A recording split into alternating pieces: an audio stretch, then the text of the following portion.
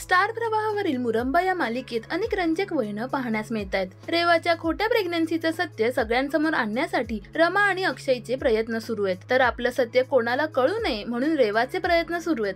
पण आता मालिकेत मोठा ट्विस्ट येणार आहे. रेवाचं सत्य समोर आणण्यासाठी अक्षय आणि रमाच्या हाती मोठा पुरावा लागणार आहे. पहा मालिकेचा हा खास प्रोमो. रेवाच्या डॉक्टरचा डाऊट येतो. हे सिद्ध कसं करणार?